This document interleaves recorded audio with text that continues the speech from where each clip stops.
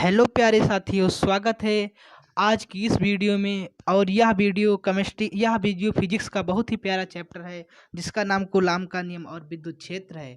और हमारी पूरी कोशिश रहेगी कि इस वीडियो में आपके पूरे से पूरे कॉन्सेप्ट अच्छी तरह से क्लियर हो जाएं। चैप्टर में जो सबसे ज़्यादा इम्पॉर्टेंट है वो अक्षीय स्थिति में तीव्रता और निरक्षीय स्थिति में तीव्रता है। लेकिन हम उसके पहले कूलाम का नियम, विद्युत क्षेत्र और विद्युत द्विध्रुव आघूर्ण, इन सब के बारे में जानते हैं। तो आइए हम इसकी बेसिक से स्टार्ट करते हैं। तो हमारे नोट से देखिए, पदार्थ का विद्युत में हो जाना आवेश हो जाना कहलाता है। अगर कोई पदार्थ विद्युत में हो गया है तो वह आवेशित हो जाएगा। सजातीय आवेश एक दूसरे को प्रतिकर्षित करते हैं तथा विजातीय आवेश एक दूसरे को आकर्षित आकर्षित करते हैं। सजातीय आवेश, मान लीजिए कोई प्लस प्लस है तो ये दोनों हो गए सजातीय आवेश, एक दूसरे को ये प्रतिकर्षित करते हैं। अगर कोई प्लस है और दूसरा प्लस उसके साथ लाया जाएगा तो ये दोनों आपस में प्रतिकर्षित करेंगे। अगर विजातीय आवेश, जैसे प्लस है और माइनस है, अगर इन दोनों को एक दूसरे के पास लाया जाएगा तो वो आकर्षित करते हैं। इसी तरह किसी वस्तु का धनावेशित हो जाना इलेक्ट्रॉनों की कमी को दिखाता है। इस तरह तो लिखा है कि धनावेशित हो जाना, तो धनावेशित हो जाना का मतलब ये नहीं हुआ कि इलेक्ट्रॉनों की अधिकता हुई। किसी वस्तु का धनावेशित हो जाना इलेक्ट्रॉनों की कमी तथा ऋणावेशित हो जाना इलेक्ट्रॉनों की अधिकता को प्रदर्शित किया जा सकता है। और आवेश को ना ही उत्पन्न किया जा सकता है ना ही नष्ट किया जा सकता है। आवेश को ना उत्पन्न किया जा सकता है ना ही नष्ट किया जा सकता है। इलेक्ट्रॉन के आवेश को मूल आवेश कहते हैं। प्रयोगों द्वारा इसका मान -1.6 इंटू 10⁻⁻19 कूलाम होता है। ये पूछा जाता है आपसे कि इलेक्ट्रॉन का मूल आवेश किसे कहते हैं तथा प्रयोगों द्वारा इसका मान ज्ञात कीजिए। तो इन सबको आप पॉइंट वाइज अच्छे से बना लीजिए नोट्स। तो इलेक्ट्रॉन के आवेश को मूल आवेश कहते हैं तथा प्रयोगों द्वारा इसका मान -1.6 × 10⁻⁻19 कूलाम होता है। तो अब हम समझते हैं कूलाम का नियम क्या होता है। कूलाम का नियम बहुत ही इंपॉर्टेंट है। ये परीक्षाओं में हर बार पूछा जाता है। यूपी बोर्ड की परीक्षाओं में, बोर्ड में बहुत पूछा जाता है। तो हम समझते हैं कूलाम का नियम है क्या। जब किसी स्थित बिंदु आवेशों के मध्य, जैसे मान लीजिए कोई दो बिंदु हो गए, एक एक बिंदु हो गया क्यू, यहाँ से देखिए फिगर में एक क्यू हो गया और दूसरा हो गया Q0। ठीक, ये दो हमारे बिंदु आवेश हो गए कि मध्य कार्यरत आकर्षण या प्रतिकर्षण बल उन आवेशों की मात्राओं के गुणनफल के अनुक्रमानुपाती। देखो ये बोल रहे हैं कि उनकी मात्राओं, जैसे एक की क्यू मात्रा है दूसरी की Q0 है, तो इन दोनों को जो गुणनफल होगा वो क्या होगा, आकर्षण बल के अनुक्रमानुपाती होगा। तथा उनकी बीच की दूरी, जैसा कि इस फिगर में दिखाई दे रहा है, उनके बीच की दूरी को r से डिनोट किया गया है, r से। तो इनकी बीच की दूरी के वर्ग मतलब r के स्क्वायर के व्युत्क्रमानुपाती होता है। तो हम इसको समझते हैं कि कैसे क्या होता है। माना कि दो स्थिर बिंदु आवेश Q और Q0 हैं। जो यहाँ माइनस लिखा है वो माइनस नहीं है, वो प्लस ही है। एक पर Q आवेश है, दूसरे पर Q0 आवेश है। ठीक है, इसको फिगर में थोड़ा इसको सही कर लीजिएगा। एक पर Q आवेश है, दूसरे पर Q0 है। माना दो स्थिर बिंदु आवेश Q और Q0 हैं जो एक दूसरे से r दूरी पर स्थित हैं। देख लीजिए फिगर में आपको दिखाई दे रहा होगा कि ये दोनों r दूरी पर स्थित हैं, r दूरी पर, और इनके मध्य कार्य करने वाला विद्युत बल F है। फिगर में देख लीजिए, आपको Q से Q0 के बीच जो ये F लगा है ये हमारा आकर्षण बल है। तो हम इसको क्या लिख सकते हैं, आकर्षण बल है। तो हम पहली कंडीशन के अनुसार F अनुक्रमानुपाती Q एंड Q0, यहाँ से देखिए Q एंड Q0, क्योंकि बताया है कि उनकी आवेशों के मात्राओं के गुणनफल के अनुक्रमानुपाती होता है। तो पहली कंडीशन के अनुसार F अनुक्रमानुपाती Q एंड Q0, इसको इक्वेशन फर्स्ट मान लेते हैं। इसी तरह बोला है कि बताया गया है कि उसका जो आकर्षण बल होता है उसके बीच की दूरी के वर्ग के व्युत्क्रमानुपाती होता है। इसकी दूरी r है, r का वर्ग हो जाएगा और उसके बाद उसका व्युत्क्रमानुपाती मतलब 1/r। तो इसको भी हम इक्वेशन 2 मान लेते हैं। तो इक्वेशन 1 और इक्वेशन 2 हम आराम से मान लिए। इसके बाद आगे चलते हैं हम। अब हम समीकरण 1 और 2 से क्या करते हैं, समीकरण 1 और 2 देखो, इसके दोनों के LHS बराबर है। देख लीजिए दोनों में F है। समीकरण 1 और 2 के दोनों पक्षों में दोनों तरफ F है, तो F हमारा हो जाएगा, जब दोनों तरफ LHS बराबर है तो RHS भी बराबर ही होंगे। तो फाइनली हम ये कह सकते हैं कि जो F है QQ0 और R स्क्वायर को हम समीकरण 1 और 2 से हम इसको इस तरह से लिख सकते हैं, F समानुपाती QQ0 अपान R स्क्वायर। अब एफ बराबर हम कोई नियतांक मान लेते हैं, ठीक। यहाँ पर हम मान लिए एफ बराबर 1/4πε0 इंटू के और क्यू 0 अपान आर स्क्वायर। यही कूलाम का नियम है, जो एफ बराबर, क्योंकि हमको जब भी कोई अनुक्रमानुपाती या समानुपाती का सिंबल हटाना रहता है तो हमको कोई ना कोई नियतांक मानना पड़ता है। तो इसमें हम 1/4πε0 क्यू को नियतांक मान लिए हैं, तो यही कूलाम का नियम है। तो जो एफ बराबर एफ बराबर 1/4πε0 के क्यू 0 अपान आर स्क्वायर है, यही हमारा कूलाम का नियम कहलाता है। और जहाँ पे 1/4πε0 के एक नियतांक है। अब देखते हैं इसको प्रयोगों द्वारा क्या होता है। प्रयोगों द्वारा इस जिसका मान एमकेएस प्रणाली में 9 × 10⁹ newton metre square plus coulomb square होता है। ये आप बहुत ध्यान से समझ लीजिए, बार बार पूछा जाता है और सभी का गलत हो जाता है, क्योंकि प्रयोगों द्वारा इसका पहली बात तो इसका एक्सपेरिमेंट किया गया तो उसमें निकाला गया है इसका मान। और एमकेएस पद्धति में, ये पद्धति भी सीजीएस नहीं, एमकेएस पद्धति में, और इसका मान कितना होता है 9 × 10⁹ न्यूटन मीटर स्क्वायर प्रति कूलाम स्क्वायर। इसकी यूनिट जरूर ध्यान दीजिए, न्यूटन मीटर स्क्वायर प्रति कूलाम स्क्वायर। तो हम इस तरह से कूलाम के नियम के बारे में अच्छे से समझ लिए। अब हम आगे चलते हैं कि देखिए नियतांक में 1/4πε0 आ गया, तो ε0 क्या होता है, तो ε0 के बारे में हम समझते हैं। ε0 क्या होता है, इसे निर्वात या वायु की वैद्युतशीलता कहते हैं। ε0 को हम निर्वात या वैद्युत निर्वात या वायु की वैद्युतशीलता कहते हैं, ठीक है। प्रयोगों द्वारा इसका मान 8.85 × 10⁻⁻ कूलाम स्क्वायर बटे न्यूटन मीटर स्क्वायर होता है। यूनिट जरूर देखिएगा, मान के साथ साथ यूनिट जरूर देखिएगा, कि देखिए जो एफ है उसका मान है न्यूटन मीटर स्क्वायर प्रति कूलाम स्क्वायर, लेकिन जो ε0 है उसका मान कूलाम स्क्वायर बटे न्यूटन मीटर स्क्वायर, इसका उल्टा हो गया और इसका मान होता है 8.85 × 10⁻12। अब के, यहाँ पे के भी तो है, 1/4πε0 में के है। के को क्या कहते हैं, के को हम माध्यम का परावैद्युतांक कहते हैं। जो माध्यम हम मानते हैं उसका हम परावैद्युतांक कोई ना कोई मानते हैं, तो वही हमारा के होता है, जिसका सभी माध्यमों में लमसम मान 1 के बराबर होता है। अब पूछेगा परावैद्युतांक किस माध्यम का परावैद्युतांक किसे कहते हैं, और उसका मान भी लिखिए, तो आप लिख देंगे के, इसे माध्यम का परावैद्युतांक कहते हैं, और लगभग सभी माध्यमों में इसका मान 1 होता है। आपको ये अच्छे से समझ में आया होगा के और ε0 और कूलाम का नियम, ये तीनों अच्छे से आपको समझ में आया होगा, और मेरी पूरी कोशिश रहेगी कि आपको पूरे से अच्छी तरह समझ में आए। अब हम पढ़ते हैं वैद्युत क्षेत्र के बारे में, कि वैद्युत क्षेत्र क्या होता है। किसी आवेश समुदाय के चारों ओर का वह क्षेत्र जिसमें कोई रखा परीक्षण आवेश विद्युत बल का अनुभव करे। जैसे मान लीजिए कोई आवेश समुदाय है, ठीक है। ये मान लीजिए कोई आवेश समुदाय है और इसमें रखा ये कोई परीक्षण आवेश रखा गया है, तो जब ये परीक्षण आवेश विद्युत बल का अनुभव करता है तो वही वैद्युत क्षेत्र कहलाता है।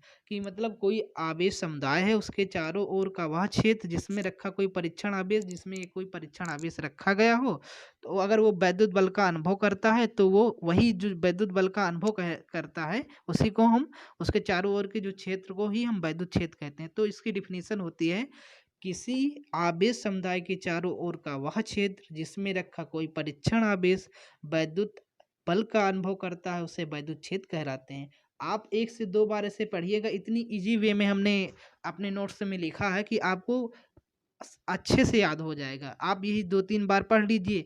किसी आवेश समुदाय के चारों ओर का वह क्षेत्र जिसमें रखा कोई परीक्षण आवेश विद्युत बल का अनुभव करता है, उसे वैद्युत क्षेत्र कहते हैं। इसको एक फिगर की तरह से समझ लेते हैं, कि जिससे यहाँ पे कोई ये एक आवेश समुदाय हो गए, इसके बीच में कोई आवेश रखा हुआ है, तो जब ये विद्युत बल का अनुभव करने लगे तो वही आपका विद्युत क्षेत्र होता है। अब समझते हैं कि विद्युत बल रेखाएं किसे कहते हैं। विद्युत बल रेखाएं क्या होती है। Electric line electric line of force, विद्युत बल रेखाएं।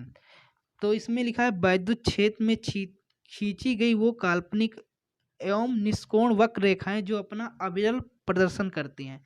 अविरल प्रदर्शन करने मतलब एक तरफ पॉजिटिव चार्ज है, दूसरे तरफ निगेटिव चार्ज है। तो ये देखो यहाँ से यहाँ जा रही है, यहाँ से यहाँ जा रही है, यहाँ से यहाँ जा रही हैं, ये कंटिन्यू जा रही हैं, ऐसे देखिए। तो वही कहा गया है कि वैद्युत क्षेत्र में खींची गई वो काल्पनिक और निष्कोण वक्र रेखाएं जो अपना अविरल प्रदर्शित करती हैं उसे हम वैद्युत बल रेखाएं कहते हैं, वैद्युत बल रेखाएं कहते हैं। अब पूछता है क्वेश्चन, बार बार बोर्ड में यही पूछता है कि वैद्युत बल रेखाएं किसे कहते हैं तथा उनकी विशेषताओं को लिखिए। तो वैद्युत बल की डिफिनीशन आप यहाँ से लिख लेंगे कि वैद्युत क्षेत्र में खींची गई वो काल्पनिक एवं निष्कोण वक्र रेखाएं जो अपना अविरल प्रदर्शित करती हैं उसे वैद्युत बल रेखाएं कहते हैं। अब आइए जानते हैं कि इन वैद्युत बल की रेखाओं की विशेषताएं क्या होती हैं। विद्युत बल रेखाओं की विशेषताओं को जानने के लिए हम पॉइंट समझते हैं। इन वैद्युत बल रेखाओं के निम्नलिखित गुण हैं, निम्नलिखित विशेषताएं हैं। नंबर 1 क्या है, ये बल रेखाएं सदैव धन ध्रुव से निकलकर ऋण ध्रुव में प्रवेश करती हैं। आप फिगर से देख रहे हैं, ये धन ध्रुव से निकली और ऋण ध्रुव में प्रवेश की। ठीक, ये धन ध्रुव है, धन ध्रुव से निकलकर ऋण ध्रुव में प्रवेश की। और दूसरा हो गया, ये बल रेखाएं एक दूसरे को कभी भी प्रच्छेदित नहीं करते हैं। भाई आपने फिगर में देख लिया है कि ये देखो एक दूसरे को कहीं पर काट नहीं रहे हैं। तो वही हो गया कि ये बल रेखाएं एक दूसरे को कभी भी प्रच्छेदित नहीं करती हैं। ध्रुव के समीप आकर्षण बल अधिक होता है और दूर बिंदु पर कम होता है। हम सभी को पता होता है कि जो ध्रुव होता है, जैसे इसमें प्लस है दूसरे में माइनस है, तो दोनों को ध्रुव के जो समीप रहता है उसमें आकर्षण बल अधिक होता है और दूर बिंदु पे आकर्षण बल कम होता है। और नंबर 4, ये बल रेखाएं एक लचकदार डोरी की भांति होती हैं। जो ये विद्युत बल रेखाएं होती हैं ये एक लचक डोरी की भांति होती हैं। तो इस तरह हम विद्युत क्षेत्र क्या है, विद्युत बल रेखाएं क्या हैं और उनकी विशेषताएं क्या हैं, इसको हम अच्छे से समझ लिए। अब आशा करते हैं ये आपको बहुत अच्छे से समझ में आया होगा। मेरी पूरी कोशिश रहेगी कि आपको अच्छे से अच्छे समझ में आए। अब इसके बाद हम चलते हैं विद्युत क्षेत्र की तीव्रता किसे कहते हैं। ये बहुत ही इंपॉर्टेंट है, बार बार पूछा जाता है बोर्ड में, मोस्ट इंपॉर्टेंट क्वेश्चन है यूपी बोर्ड का। विद्युत क्षेत्र की तीव्रताएं किसे कहते हैं। तो किसी विद्युत क्षेत्र में, आप समझिए, किसी विद्युत क्षेत्र में किसी बिंदु पर कार्यरत अभिलंबवत बल तथा क्षेत्र में रखे गए परीक्षण आवेश का अनुपात, किसी बिंदु पर कार्यरत अभिलंबवत बल मतलब F, और किसी परीक्षण आवेश का अनुपात, परीक्षण आवेश मतलब Q0 विद्युत क्षेत्र की तीव्रता कहलाता है। जैसे इसमें डिफिनेशन में थोड़ा समझने में दिक्कत होती तो उसको हम मान के जब याद करते हैं कि यदि किसी विद्युत क्षेत्र का परीक्षण आवेश Q0 है और उस पर कार्यरत अभिलंबवत बल F है, तो हम मान लेते हैं कि F है तो इसको वेक्टर में हम मानेंगे, वेक्टर फॉर्म में। तो किसी विद्युत क्षेत्र में पाया जाने वाला इसको परीक्षण आवेश को हम Q0 तथा अभिलंबवत बल F है, तो विद्युत क्षेत्र की तीव्रता क्या होगी। और विद्युत क्षेत्र की तीव्रता को हम कैपिटल ई से प्रदर्शित करते हैं। तो कैपिटल ई बराबर F अपान Q0। तो विद्युत क्षेत्र की तीव्रता यहाँ से हो जाएगी E बराबर F अपान Q0। अब पूछते हैं विद्युत क्षेत्र की तीव्रता किसे कहते हैं, तो आप यहाँ से अच्छे से इसको बता सकते हैं। अब पूछते हैं इसका मात्रक क्या होता है, तो मात्रक रटने की जरूरत नहीं है, मात्रक को आप अच्छे से समझिए। जिससे सूत्र पता है तो आप मात्रक निकाल लीजिए। अब ई का मात्रक विद्युत क्षेत्र की तीव्रता का मात्रक बराबर एफ का मात्रक अपान Q0 का मात्रक। अब एफ होता है क्या, बल होता है आपका, बल का मात्रक न्यूटन और Q0 का मात्रक कूलाम, न्यूटन प्रति कूलाम। तो हम विद्युत क्षेत्र की तीव्रता का मात्रक क्या हो गया, न्यूटन प्रति कूलाम। आपको एक भी पॉइंट रटना नहीं है, आपको यहीं से सब निकाल लेना है। निकालने से कभी भी गलती नहीं होगी, रटे रहोगे तो फिर गलती हो जाएगी। मैं बार बार कहता हूँ आप समझ के पढ़िए और मैं भी कोशिश करूँगा आपको पूरा से पूरा समझ में आए। ठीक है, अब पूछते हैं इसकी बीमा क्या होती है।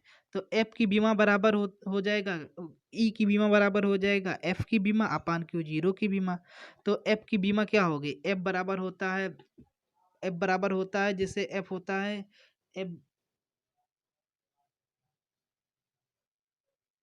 एफ बराबर होता है बल और मास गुणे त्वरण होता है, क्योंकि त्वरण एम मास का हो जाएगा कैपिटल एम बीमा और कैपिटल उसका LT² हो जाएगा त्वरण का, तो इसकी बीमा हो जाएगी MLT-2। ठीक,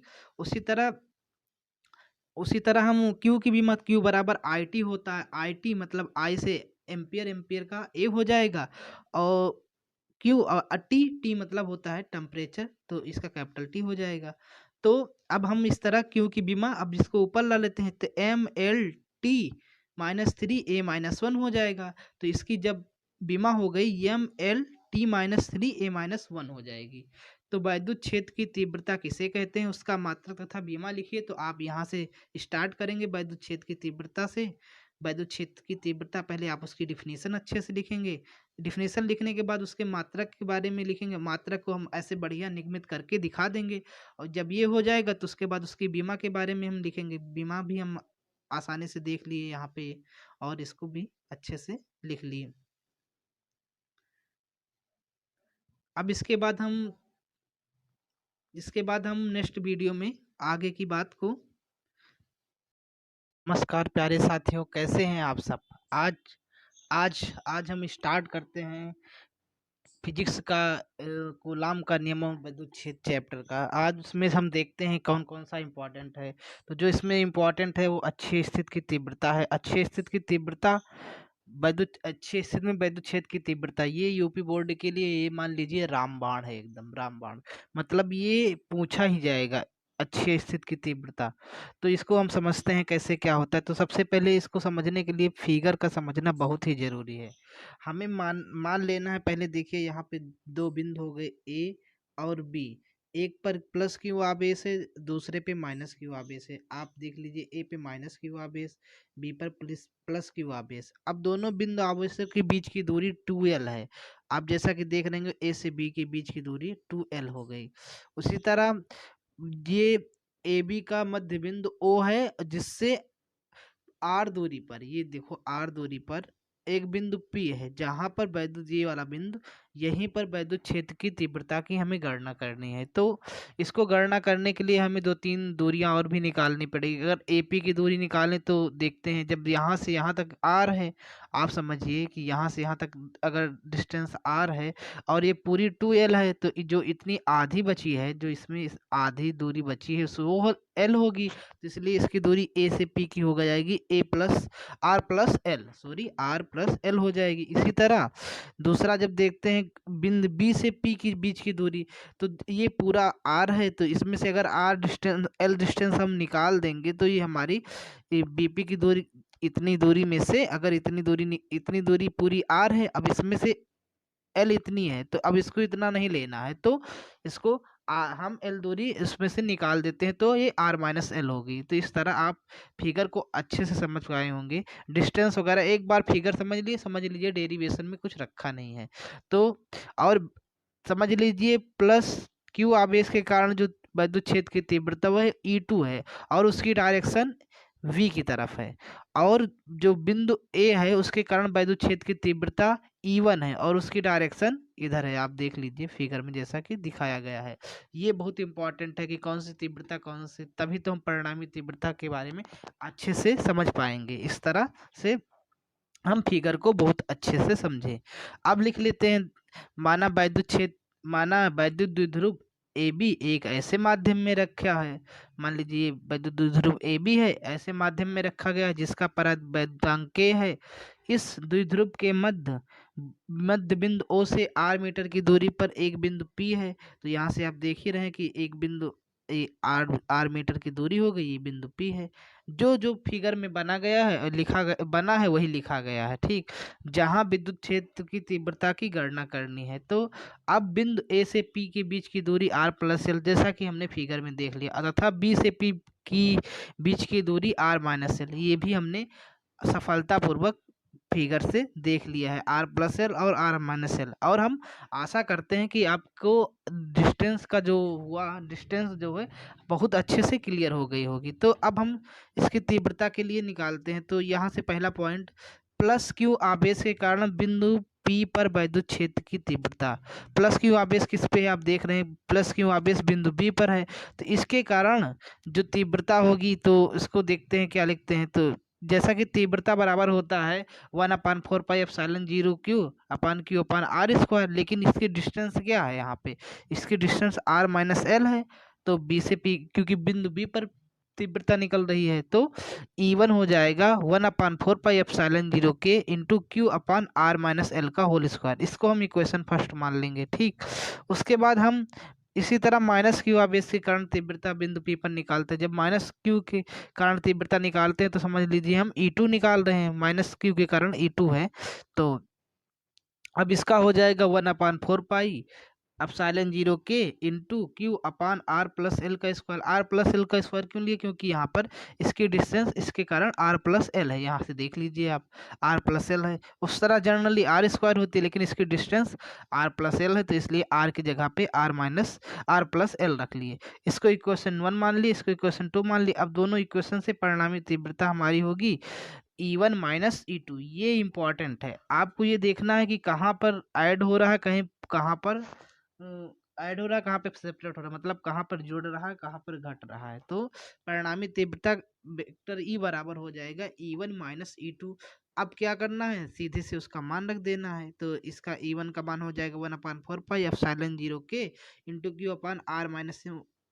Q/r-l² और उसी तरह E2 का हो जाएगा 1/4πε0K Q/r+l²। दोनों वैल्यू देख लीजिए आराम से, माइनस है। अब इसको हम देखते हैं, इसमें इन दोनों में Q/4πε0K इतना दोनों में कॉमन है। आप यहाँ से देख लीजिए Q/4πε0K इतना दोनों में कॉमन है, दोनों में मतलब उपस्थित है, तो ये दोनों कॉमन हुआ। तो ब्रैकेट के अंदर बचेगा r-1/r-l² -1/r+l²। इस तरह हम सेकंड लाइन को भी अच्छे से समझ लिए। इसके बाद हम फिर चलते हैं, तो इसका एलसीएम वगैरह लिए और सॉल्व कर लिए। तो ये देखिए a² हो जाएगा, ये इसको हम a² मानते हैं, इसको b² मानते हैं। तो a² - b² बराबर क्या होता है, एक बार होता है a - b, एक बार होता है a+b। तो उसी तरह हम इसको कर लिए, और नीचे भी इसका होल स्क्वायर है, तो अपना ये ऐसे सेम सच है जैसे लिखा रहने देते हैं। तो ये दोनों क्या होगा, प्लस माइनस करेंगे तो फिर अंत में 2r × 2l बचेगा, और नीचे जैसा है वैसा ही बना रहेगा, और ये हमारा कॉमन चलता रहेगा। अब यहाँ वाली लाइन देखिए, E बराबर होगा Q/4πε0K ब्रैकेट में 2 × 2rl। हम इसको दोनों को rl साथ में रख लेते हैं। ठीक है, उसके बाद आगे देखते हैं।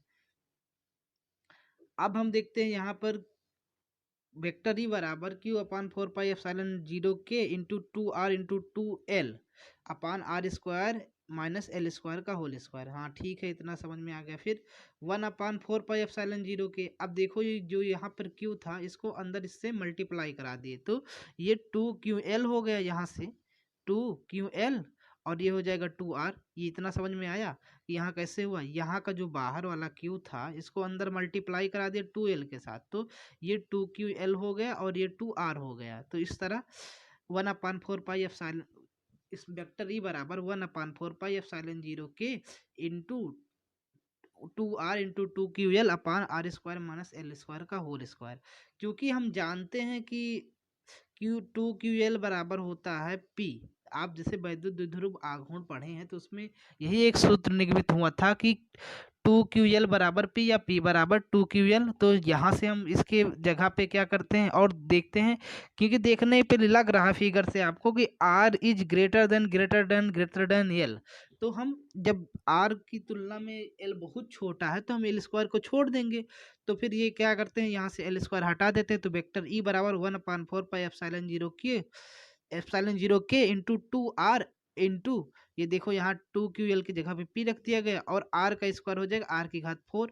तो हम r से r कैंसिल आउट कर देंगे, तो वेक्टर E बराबर हो जाएगा 1/4πε0K इंटू 2p, देखो r तो कैंसिल हो, 2p/r³, या वेक्टर E बराबर 1/4πε0K इंटू 2p/r³। यही अच्छे स्थिति में वैद्युत क्षेत्र की तीव्रता का व्यंजक है। ये जो वैद्युत क्षेत्र की तीव्रता है, यही है अच्छी स्थिति में वैद्युत क्षेत्र की तीव्रता का व्यंजक। यही आप इतना सॉल्व कर लेंगे। लॉन्ग में क्वेश्चन आता है, आप जब भी बोर्ड का पेपर उठा के देखिए 12th का, उसमें जो कूलाम का नियम है, उसमें अच्छी स्थिति की तीव्रता को बहुत बहुत बार पूछा गया। मान लीजिए हर हर बार ही ये पूछा जाता है, तो ये बहुत ही इम्पोर्टेंट है। आप इसको अच्छे से समझ पाए होंगे, हम आशा करते हैं, क्योंकि हमने अपने तरफ से बहुत अच्छे से आपको समझाया है। तो आप इनका स्क्रीनशॉट ले लीजिए ताकि आपको नोट्स बनाने में भी कोई दिक्कत ना रहे, और इसी तरह समझते रहिए। पहला पेज हो गया ये, उसके बाद ये इसका दूसरा पेज, और ये आपका तीसरा पेज। इस तरह हम अच्छी स्थिति की तीव्रता के बारे में अच्छे से इसमें से पढ़ लीजिए। आप हमारे साथ ऐसे जुड़े रहिए, तो इस तरह हम इंटर के और भी फिजिक्स के चैप्टर को धीरे धीरे करके पढ़ाएंगे, और आपको हम आशा करते हैं कि सारे के सारे कॉन्सेप्ट अच्छे से क्लियर होंगे।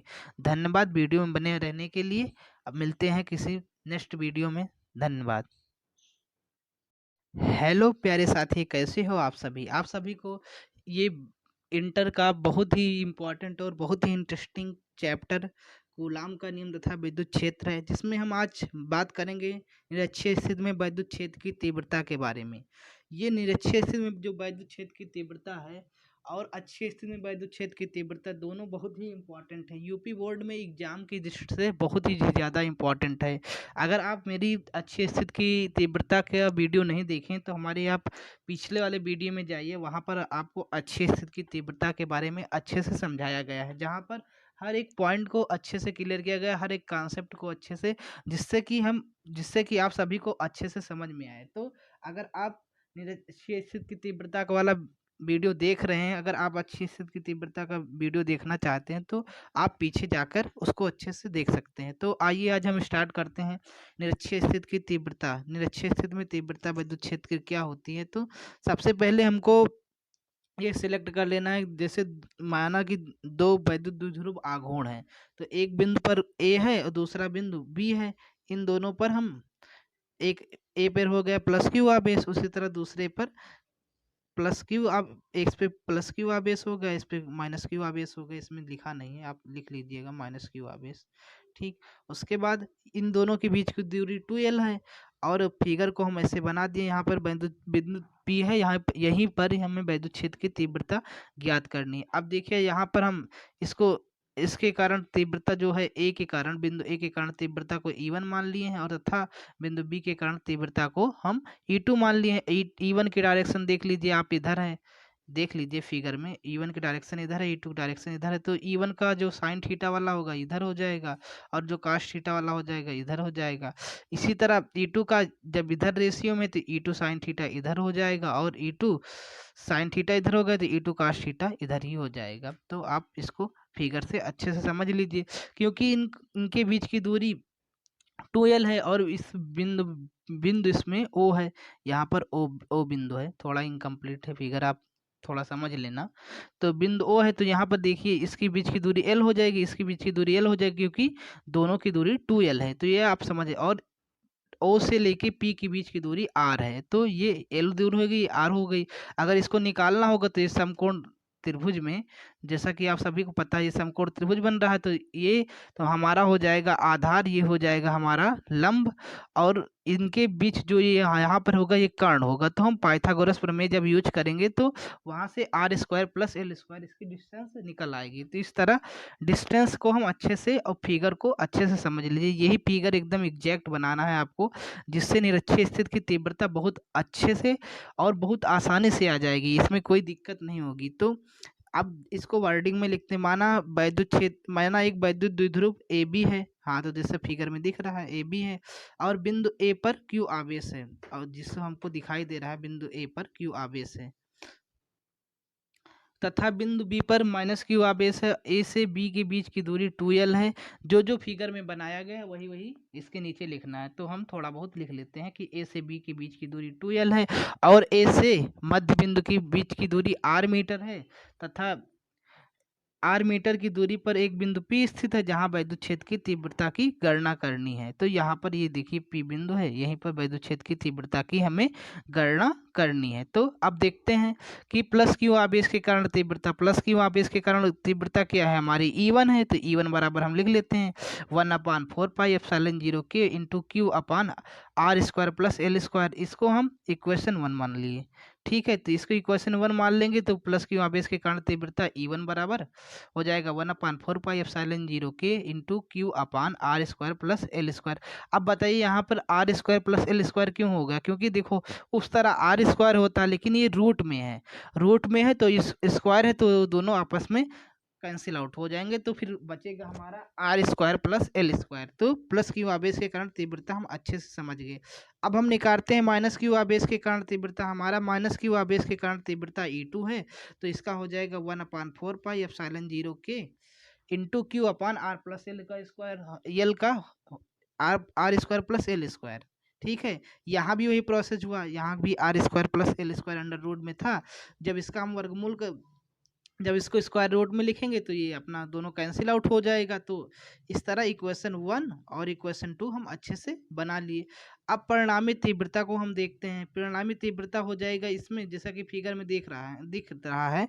अब इसमें अच्छी स्थिति की तीव्रता से यहाँ थोड़ा डिफरेंट होगा, वहाँ पर दोनों का डायरेक्शन अलग अलग था, तो दोनों एक दूसरे में से मतलब घट गए थे। तो इसमें परिणामी तीव्रता हमारा दूसरा होगा। परिणामी तीव्रता यहाँ पर ये बहुत अच्छा है, अब इसको याद करना पड़ेगा, एक बार थोड़ा बहुत समझ लेना पड़ेगा, फिगर से याद नहीं करना पड़ेगा, फिगर से आप समझ लेंगे तो आपको समझ में आ जाएगा। E1 काश थीटा प्लस E2 काश थीटा हो जाएगा। तो अब इसमें E1 और E2 को कॉमन ले लेते हैं, और काश थीटा कॉमन है तो E1 और E2 प्लस कॉस थीटा हो जाएगा। ये आपको परिणामी तीव्रता मिल गई। तो अब क्या करना है, साधारण सा इसमें E1 E2 का अच्छे से मान रख देना है। तो पहली लाइन में हम देखते हैं 1/4πε0k into q upon r square plus l square. ये हमारा E1 का मान हो गया, ये हमारा E2 का मान हो गया। अब यहाँ से एल स्क्वायर ये जो हो गया काश थीटा का मान हो गया। हम फिगर से देखते हैं, फिगर से देखने पर हमको पता चल रहा है ये एल हो जाएगा और इसकी एल हो जाएगा, और इसकी जो होता है आधार काश थीटा बराबर होता है हमारा आधार बटे कर्ण, आधार एल हो जाएगा और इसको कर्ण हो जाएगा, देख लीजिए कर्ण इसमें का r square plus l square हो जाएगा। तो यही काश थीटा बराबर, तो हम इसकी वैल्यू लिख दिए कि l square l upon r square plus l square root में। तो ये हो गया काश थीटा की वैल्यू हो गई।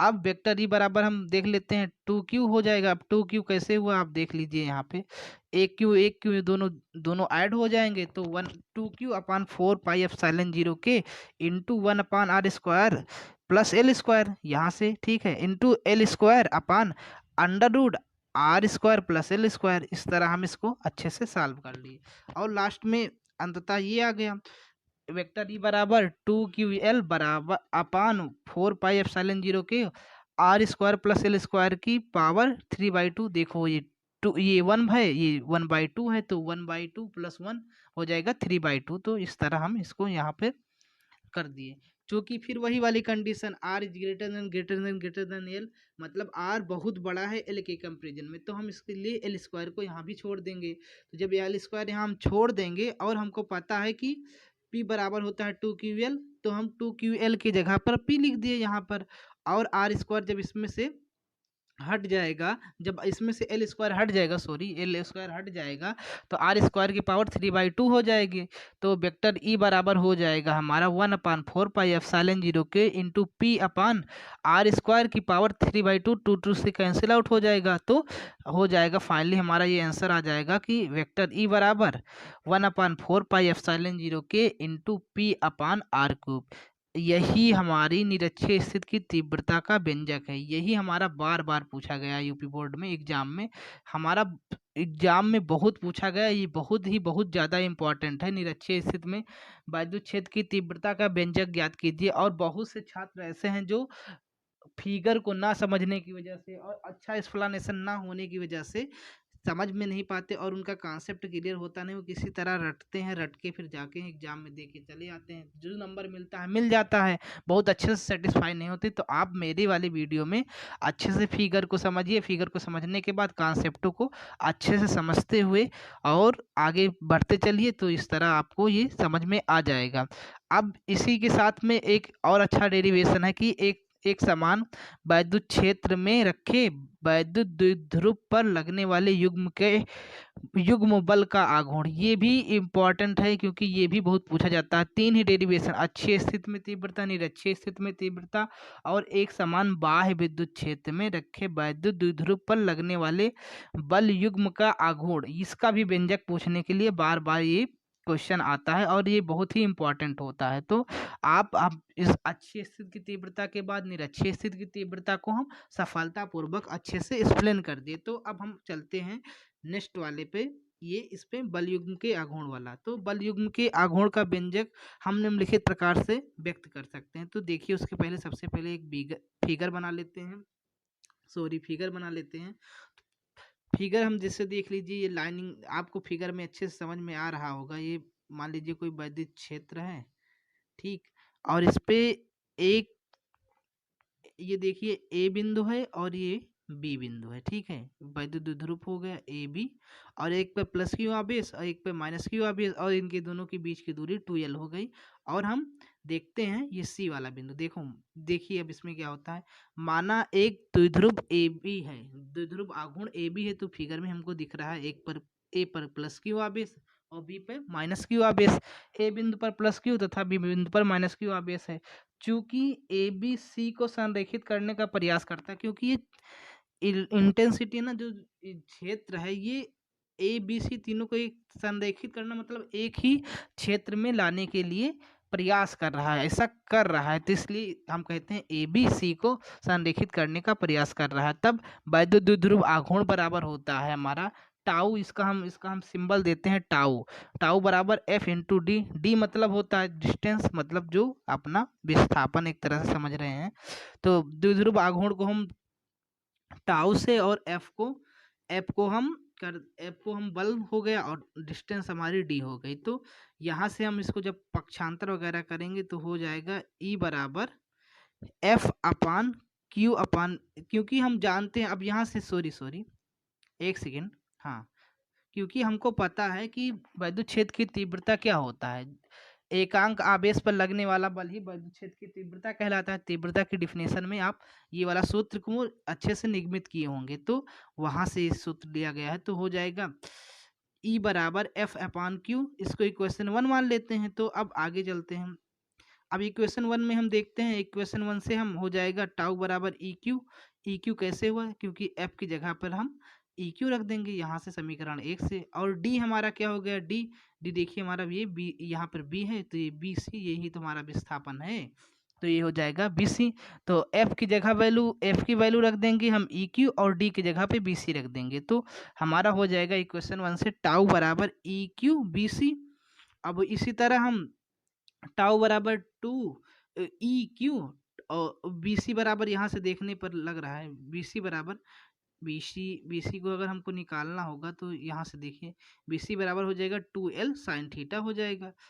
जैसा कि हम देख रहे हैं यहाँ पर बी सी बराबर 2l साइन थीटा होगा, क्योंकि साइन थीटा बराबर लंब बटे कर्ण होता है, और एफ बराबर ई क्यू होता है। तो यहाँ पे हो जाएगा टाउ बराबर ई क्यू इंटू 2l, तो टाउ बराबर हो जाएगा पी ई साइन थीटा, क्योंकि ये देखिए 2ql फिर हो जाएगा 2ql। हम जानते हैं कि वैद्युत द्विध्रुव आघूर्ण होता है, वैद्युत द्विध्रुव आघूर्ण को हम पी से प्रदर्शित करते हैं। तो ये हमारे बल युग्म का आघूर्ण हो जाएगा ई टाउ बराबर पी ई साइन थीटा। अब कहीं कहीं होता है कि टाउ मैक्सिमम कितना होता है, तो टाउ मैक्सिमम के लिए हम साइन थीटा की वैल्यू मैक्सिमम 1 होती है, तो इसका 90 डिग्री पर रख देंगे। तो टाउ मैक्सिमम बराबर हमारा पी ई आ जाएगा, या पी बराबर हो जाएगा टाउ मैक्सिमम अपान ई। यही बल युग्म के आघूर्ण का व्यंजक है हमारे।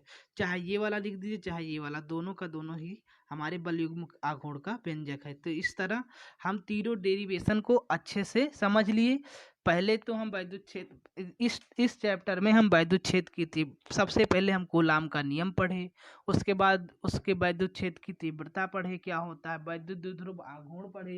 ये तीनों सब पढ़ते हुए उसके बाद सबसे इम्पोर्टेंट जो इस चैप्टर में अच्छी स्थिति की तीव्रता, उसको अच्छे से निगमित किए। उसके बाद निरक्षीय स्थिति की तीव्रता, उसको भी बाकायदा फिगर से बना के हम अच्छे से किए। उसके बाद ये वाला सबसे लास्ट वाला जो एक समान वैद्युत क्षेत्र में वैद्युत द्विध्रुव पर लगने वाले बल युग्म के आघूर्ण का व्यंजक भी हम अच्छी तरह से या अच्छी तरह से इसको सॉल्व किए, और आशा करते हैं कि जो हम यहाँ पर पढ़ाएँ उसमें आपका पूरा का पूरा कॉन्सेप्ट अच्छे से क्लियर होता जाए।